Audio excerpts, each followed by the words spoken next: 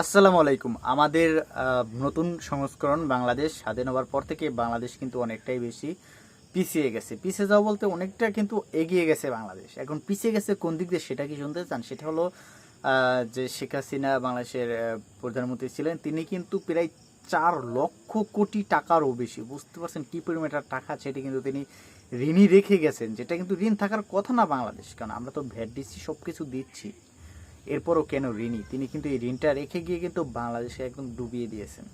তিনি তো চলে গেছেন কিন্তু বাংলাদেশকে খেয়ে ফেলছেন।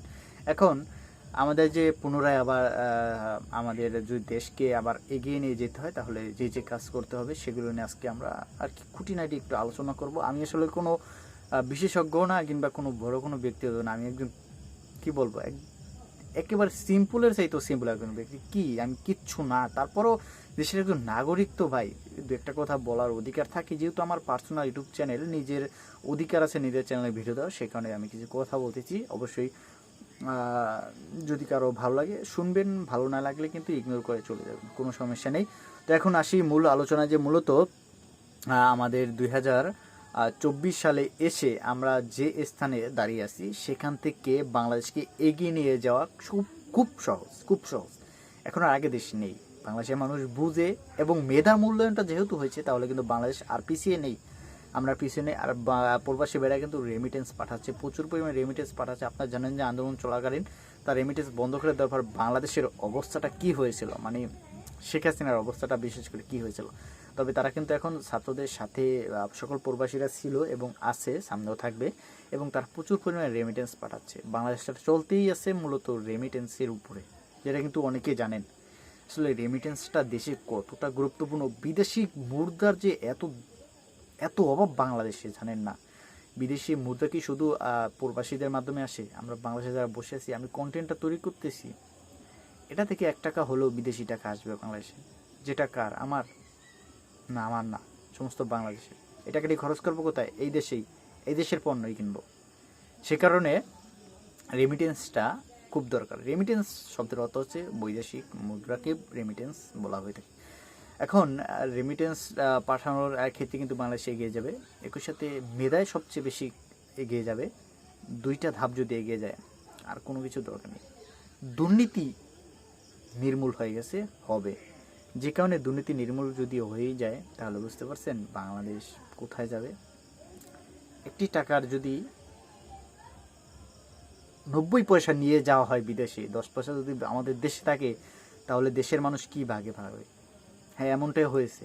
পদ্মা সেতু যা তৈরি করছে, তার থেকে কি বলো, সে কথা নাই বলে আপনারা সবাই জানেন। এভাবেই কিন্তু দুর্নীতি করে করে বাংলাদেশের অবস্থা কোন পর্যায়ে গেছে। এখন দুর্নীতি মুক্ত বাংলাদেশ বর্তমানে আছে, তবে সামনে কী হবে জানি না। সামনে যদি আবার দুর্নীতি করার চেষ্টা করে কেউ, তাকেও গদি থেকে নামাতে কিন্তু ছাত্র সমাজ ভুলে যাবে না। দুর্নীতিমুক্ত বাংলাদেশ, ঘুষমুক্ত বাংলাদেশ। মোটরসাইকেল ধরলেই ঘুষ, নাইলে কি মামলা। এখন আর মামলার কোনো সুযোগ নেই। হ্যাঁ, লাইসেন্স ছাড়া গাড়ি চালানো অপরাধ, অপরাধের শাস্তি আছে।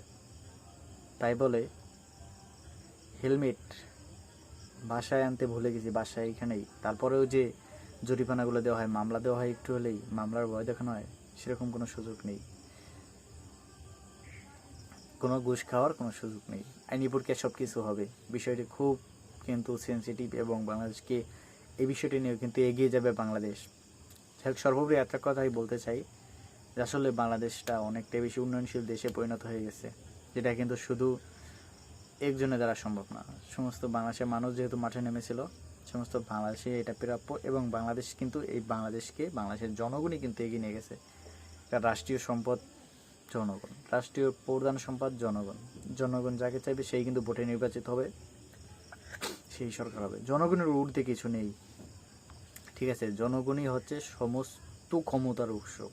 কিসের প্রশাসন ক্ষমতার উৎস হবে? প্রশাসন কিচ্ছু না জনগণের সামনে। কেন প্রশাসন কি ঠেকাইতে পারলো? পারলো না।